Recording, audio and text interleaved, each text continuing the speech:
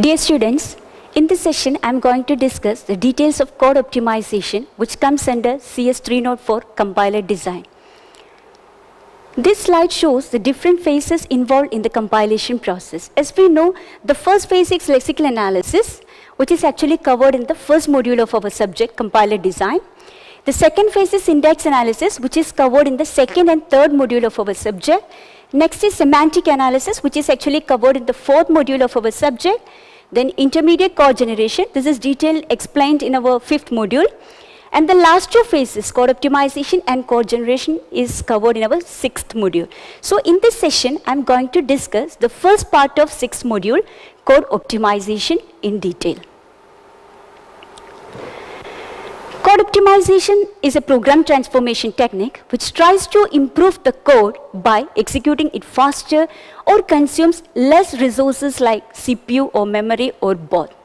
For example, I have written a program and suppose it takes 5 seconds to execute the program and produce the result. But by applying certain optimizing transformation, if it's possible for me to get the result within 2 seconds, then definitely it's an advantage, because my code is execute more faster than previous. Similarly, I have written a program and it is around 100 lines of code, but by applying certain transformation, if it's possible for me to reduce the lines of code to some 80 or 85, then again it's an advantage because it consumes only less amount of memory to store the code. Okay, so optimization actually aims on these kind of factors, that it aims at improve the efficiency of the code by executing it more faster or consume less resources. We have 3 criteria for code optimization. The first one is it should preserve the meaning of the program. That is, it should not change the output produced for given input, or it should not produce any error such as divide by 0 or something like that, that was not present in the original version. That is, it should preserve the meaning of the program. And the second criteria is it should improve the efficiency of the program by a measurable amount. Sometimes due to some transformation, program may get slightly delayed, or number of lines of codes may get increased. Whatever be the situation, our optimization should improve the efficiency of the program. So that is the second criteria. And the third one is it must be worth with the effort. That is, the effort put on optimization must be worthy when compared with the improvement. So these are the 3 criteria. First one is it should preserve the meaning of the program. Second one, it should improve the efficiency of the program. And third one, it must be worth with the effort. These 3 criteria should be kept in mind while we go for any kind of code optimization techniques. Next, this slide actually shows at what all levels we can apply optimization in a compilation process. We can apply optimization at the source code level, or at the intermediate code level, or at the target code level. At the source code level, user itself is doing the optimization. User, he or he can profile the program, he can change the algorithms which is used for the program, and also he can transform the loops. By applying any of these methods, he can optimize the source code itself. The next level where the optimization can be applied is nothing but the intermediate code. We know that intermediate code is nothing but the output of the front end of the compiler. Intermediate code can be of different forms like syntax tree, DAG, postfix, tree address code, whatever be. Whatever be the intermediate code format, the compiler is performing optimization at this level. Compiler can improve the loops which is used in the program.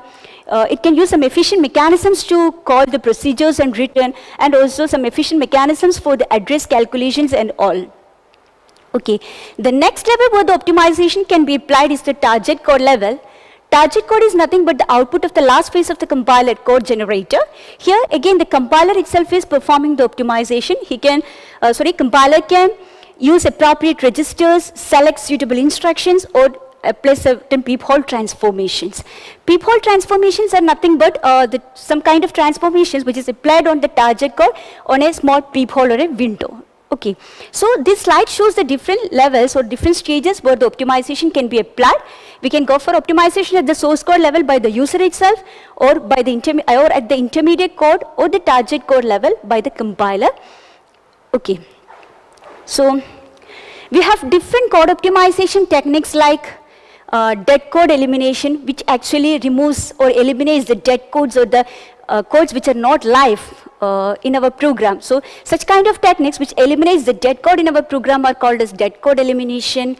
Then the next, another optimizing technique is compile time evaluation, which is nothing but performing certain evaluations which can be done at the compile time itself, so that the time which is consumed by those operations at the runtime can be avoided. Okay, so such kind of evaluations which can be performed at the compile time will be done at compile time itself, which involves constant folding and constant propagation, so and so. The next kind of optimization is common sub-expression elimination, which is nothing but eliminating the common sub-expression in our program. Then the next one is strength reduction, which means reducing the strength, something like replacing the high strength operation with low strength operation, like replacing multiplication with addition, so and so. So such kind of transformations is called as strength reduction operations. And next is chord movement. Chord movement is nothing but, suppose we have a loop, and the statements which is invariant of this loop can be moved out of the loop. So such kind of transformations is called as chord movement. Okay, so these are different optimization transformation technique. But before proceeding to the details of these optimizing techniques, we should know the exact control flow of our program. Okay, for example, here I am taking an example, common sub-expression, which is one of the quite commonly used optimizing transformation technique. Common sub-expression elimination is nothing but identify the common sub-expression in our program and eliminate the recomputing of the expression if we can use the previously computed value. Okay, so here we can call as a common, an occurrence of an expression is called a common sub-expression if E was previously computed and the values of variables in E have not changed since the previous computation, and we can avoid the recomputing of such expressions if it can use the previously computed value. Consider this as an example. See, here we have a sequence of code statements. Among this, A is equal to x plus y plus z. Next one is B equal to m minus n, P is equal to q plus m, then C equal to x plus y, so and so. See here, this x plus y and this x plus y can be considered as common sub-expression. Okay, so if we can replace the computation of this x plus y with the value which is computed over here, then definitely it's an advantage. So we can rewrite this code in this way, that is, this x plus y is computed and it is assigned to a variable t. This t is nothing but temporary variable, compiler generated temporary variable. I repeat, this t is compiler generated temporary variable, which is actually certain variables which is not declared by the programmer in his program, but this is automatically generated by the compiler for its computation and all. Okay, so this x plus y, this is assigned to a compiler generated temporary variable t. Then this a is equal to t plus z. So this statement is replaced with this x plus y is replaced with t, so this statement becomes a is equal to t plus z, then b is equal to m minus n, then p is equal to q plus m, then c is equal to t, because the variable t holds the value, holds the result of this computation x plus y. Okay, so this is common sub-expression elimination. Is it clear? Here the common sub-expression, it's identified that this x plus y and this x plus y are common sub-expression, and we are using the value which is computed over here at this location to avoid the recomputation. Okay, so at first glance you may feel that it's quite easy to identify the common sub-expression, but it's not that much easy process, because if we want to confirm that this x plus y and this x plus y are common sub-expression, we must ensure that there exists not any assignment to x and y in between these two statements.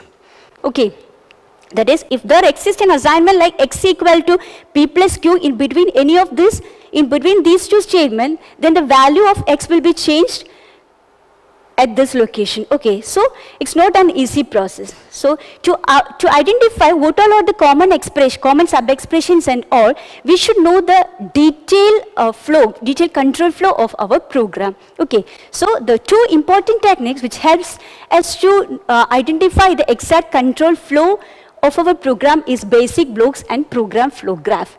So before moving to the different code optimization techniques, we are going to discuss about this basic blocks and program flow graphs. A basic block is a sequence of consecutive statements S1, S2, etc. up to Sn, in which flow of control enters at the beginning and leaves at the end. if S1, S2, sequence of statement S1, S2, etc. up to Sn is a basic block, then if control reaches the first statement S1, next statement S2 must be executed, next S3 must be executed in such a way that all the instructions up to Sn must be sequentially executed, and it is allowed to leave the block or transfer the control to some other location only after executing this last statement Sn.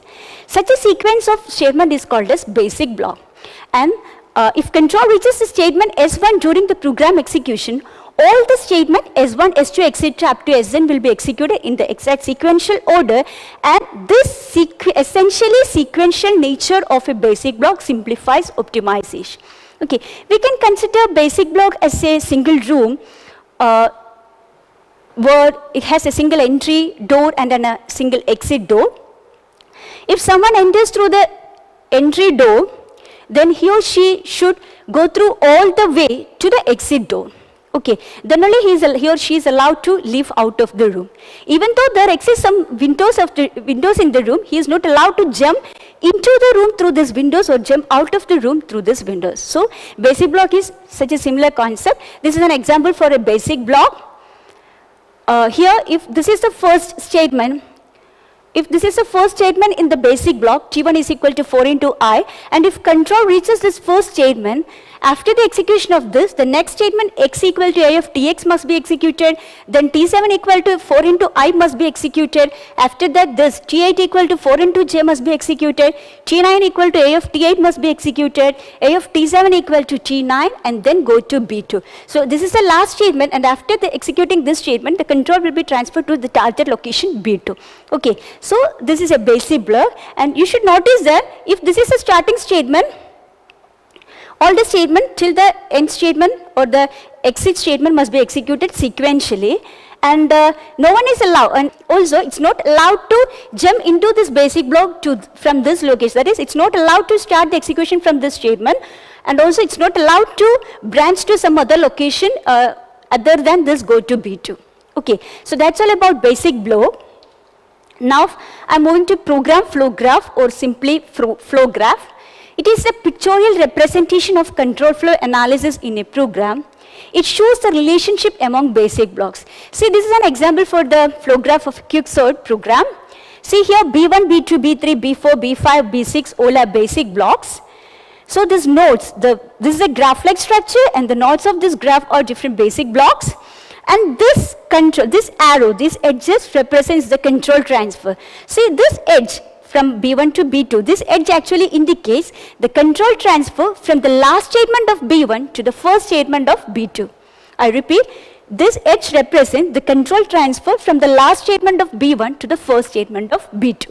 Okay, then this represents the control transfer from the last statement of B3 to the first statement of B4, and so on. So, this program flow graph actually shows the relationship among different basic blocks, and nodes are basic blocks and these edges are control flow. So this graph is a directed graph which can be represented as D is equal to NE N0, where N is a set of basic blocks, E is the set of control flows, and N0 is the starting node. And if there is a directed edge from B1 to B2, as what we have already explained, if there is an edge from B1 to B2, it represents the transfer of control from the last statement of B1 to the first statement of B2. Okay, in such cases, B1 is called as the predecessor of B2, and B2 can be called as the successor of B1. Okay. So, next we are going to explain the algorithm to identify the basic blocks in our program. Okay, so this is actually a simple algorithm which involves only two steps. The first step is to determine the set of leaders or header statements in the program, and then with the help of these header statements we are going to identify the basic block. So our target is to generate the program flow graph for our program.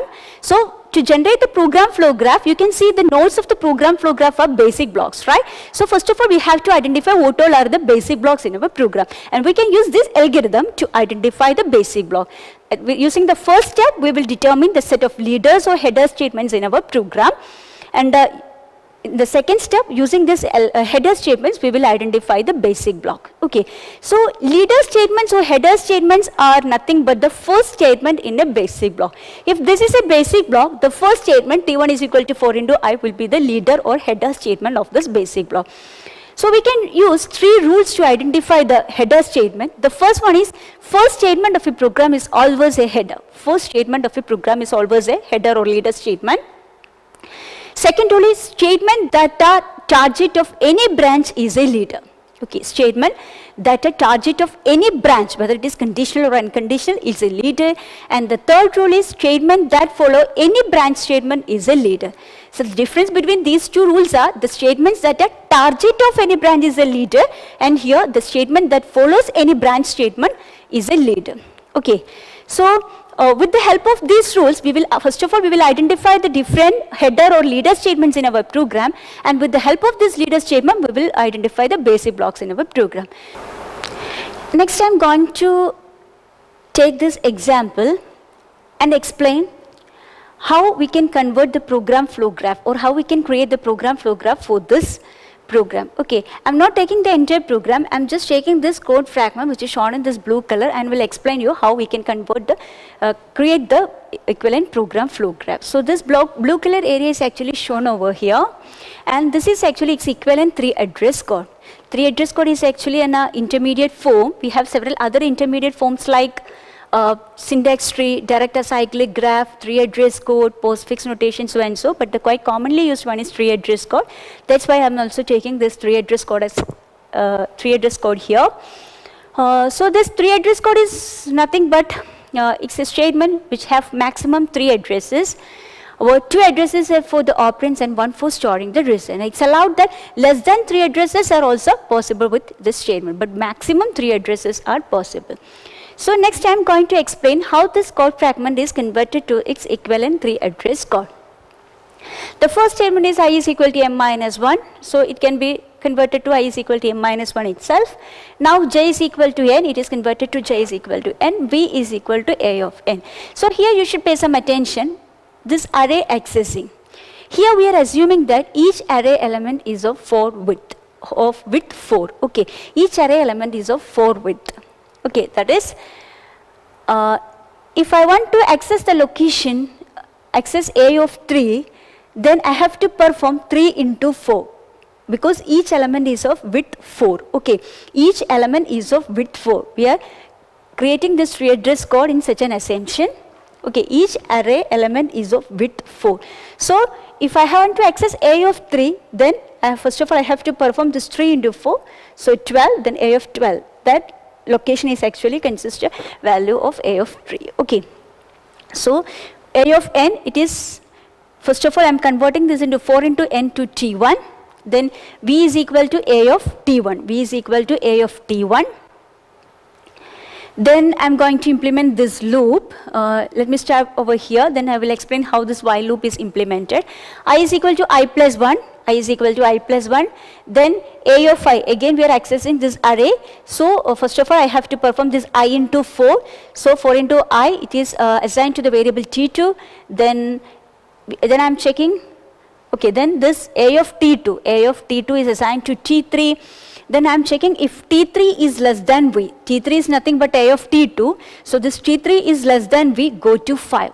So go to 5 means here if this condition is satisfied, I have to move to this I equal to I plus 1, right? So again, if T3 is less than V, go to 5. This is how this do while loop is implemented. Okay. So now I am going to implement this the second do while loop. Here J is equal to J minus 1. Then I have to access this array. So j into 4, this is assigned to t4. Then t5 is equal to A of t4, and I'm checking if t5 is greater than v, go to this. This condition is satisfied. Control should be transferred to this j is equal to j minus 1, and this j is equal to j minus 1 is actually given in this 9th instruction. So if t5 greater than v, go to 9. So this is how this do while loop is implemented. Now, if I greater than or equal to j, break. Okay, here we can directly write this statement like this. If I greater than or equal to j, go to here. At this moment we are not able to write the 23 over here because to break from the loop means we have to transfer the control over here. But to get this 23, we have to write all the remaining. We have to write all the remaining statements. Okay. So here, next statement is x equal to a of I. Since an array accessing is the, first of all we have to convert 4 into I and it is assigned to T6. Okay. Then this is assigned to x is equal to a of T6. Now a of I is equal to a of j. First of all 4 into I, this is assigned to T7. 4 into j, then this is assigned to T8. Now a of T8 is assigned to T9. A of T8 is assigned to T9. Okay. Then T9 is assigned to a of T7. Okay. Now for implementing this, I have to perform 4 into j and it is assigned to T10, and now this x is assigned to a of T10. Okay. Now here this is a closing braces of while loop. So again I have to go back to here. So this loop starts from the line number 5. So I am just writing go to 5 over here. So this is how this entire while loop is implemented. From this statement to this statement, this do while loop is, the first do while loop is implemented. Then from 9th to here, this do while loop is implemented. This if statement is implemented with this within this 13th statement, and these remaining statements is implemented up to here. And this is the closing braces for the while loop. So we have to transfer the control to the beginning of the loop. That is, beginning of the loop is from this 5th statement. So I am writing, I wrote here at go to 5. Okay. And now the next statement is 23. Next statement is here, which means the target of this, if the condition is if the condition is satisfied, then it will be break from this loop and it should be reached here. Okay. So now this is the 23rd statement. So I have to write here, if I greater than or equal to j, go to 23. Okay. Now coming to the remaining part of this code segment, x equal to a of I. Since I indexing array, so I have to convert it into 4 into I. This is assigned to T11, and now x is equal to a of T11. Now again this I, so 4 into I is equal to T12. For this n, 4 into n is equal to T13. Now T14 is equal to a of T13 and a of T12 is equal to T14. And coming to this a of n, here 4 into n is equal to T15, and we are assigning this a of T15 with the value x. So this is how the 3-address code equivalent to this code fragment is created. Okay. So here you should pay attention only on indexing. When we have to index certain array locations, just we are assuming that each array is of width 4. Okay. So that's all about the 3-address code. Now we are going to identify the header statements of this 3-address code to identify what all are the basic blocks in this code sequence. Okay, we know that we have 3 rules to identify the header statement. The first rule is the first line of the program is always a header statement. Okay, so the first statement of this is I equal to m minus 1. So definitely this will be a header statement. The next rule is the target of any branch statement is a header statement. So we just need to look where comes the branching statement. Here there is not any go to, here there is not any go to. So if T3 less than V, go to 5. So this is a branching statement. And our second rule is if the target of any branch statement will be a leader. Okay, so here go to 5. The target of this branch statement is the statement number 5. So the statement number 5 will be a leader statement. Okay. Then our next rule is statement that comes after any branch statement is a leader statement. So here if this is a branch statement and statement that comes after any branch statement is a leader statement. So these are the 3 rules to identify the header statements or leader statements in our program. The first one is the first statement of the program will always be a leader. Then the target of any branch statement is a leader. See, this is a branch statement. The target of this branch statement is go to 5. So this will be a leader. The next rule is the statement which comes after the branch statement will be a leader. So this j equal to j minus 1 will be a leader. So let me move on to identify the next leader. Here this is not a branch statement. We just need to identify what all are the branch statement which is given in our 3 address code, right? See, this is not a branch statement, this is not, but this is a branch statement. So if T5 greater than V, go to 9. So go to 9. The target of this branch statement will be a leader. So already it is marked as leader. Now this statement will be a leader. Why? This statement will be a leader because the statement which comes after any branch statement will be a leader. Okay, so go to 23. The target of this branch is 23. So statement number 23 will be a leader. Okay, then the statement which comes after any branch statement is also a leader. So this T6 equal to 4 into I will also be a leader. Then is there exist any other branch statements? No. Go to 5. So the 5th statement will be a leader because the target of this is the statement number 5, but it's already marked as leader. Then here there is not any go to. So these are the different leader statements in our 3 address code. Okay, so now using the second step in the algorithm to identify the basic block, we are going to identify the different basic blocks in our program. So the second step is for each leader, its basic block consists of the leader and all the statements up to but not including the next leader. That is, using the first step in the algorithm, we have identified the different leader statements in our program. And now the basic block is from the first leader to the statement immediately before the next leader. So the first basic block consists of I equal to m minus 1, j is equal to n, t1 is equal to 4 into n, v is equal to a of t1. Okay, so a basic block, this is a first header statement. Okay, so a basic block will consist of all the statements from a header statement to the statement before the next header statement. So these 4 will comes in the first basic block. Then statement number 5 to 8 will come in the next basic block. Statement number 9, 10, 11, 12 will be on next basic block. Okay. Then statement number 13 will be on next basic block. That basic block will consist of that single statement.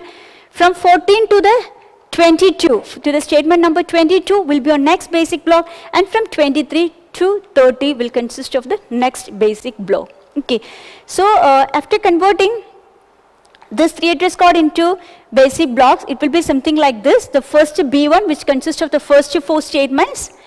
The next B2, which starts from I equal to I plus 1 to if T3 less than V, go to 5. So this go to 5. Go to 5 means it's B2 itself. That's why I have written it as go to B2, right? The next basic block B3, which starts from j is equal to j minus 1 to this if T5 greater than V, go to B3. Okay, then the next basic block, as we have already discussed, is consists of only a single statement. The next basic block from T6 equal to 4 into I2, go to 5. That is basic block B5. And the last one, which is from T11 equal to 4 into I2, A of T15 equal to X. So that is the last basic block B6. Okay, so these are the different basic blocks. Now we have to draw the control flow between these basic blocks. That is, from B1, the control will directly transfer. From the last statement of B1, the next statement to be executed is the first statement of B2. So we have to draw an edge like this. Then we know that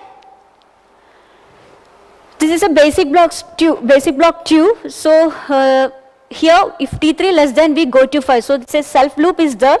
So the control should be drawn like this. And so similarly you can easily draw the remaining control flows and all. Okay. So this is how we can convert the 3 address code into program flow graph. It's quite simple process. First you just need to convert your program fragment into 3 address code statements, identify the leader or the header statements in this 3 address code. Then after identifying the header statements, identify the basic blocks and draw the basic blocks as the nodes of this program flow graph. By analyzing the control flow between these basic blocks, you can draw these edges. Okay, that's all about the program flow graph. And optimization can be of two types, local optimization and global optimization. Local optimizations are the transformations which are applied over a small segment of the program called basic block, and global optimizations are the transformations which are applied over a large segment of the program like loop, procedure, functions, etc. That is program flow graph. So optimizations is mainly classified into two types, that is local optimization and the global optimization. Local optimization is normally performed on this basic blocks, and global optimization is performed by considering this entire program flow graph. Okay, and the local optimization must be done before applying global optimization. So that's all for today. Just a recap, we start out with the code optimization phase of compiler. We explain what is optimization, what is the relevance of optimization, different criteria for optimization, then different optimizing transformation techniques, then basic blocks and program flow graph. Thank you for your listening.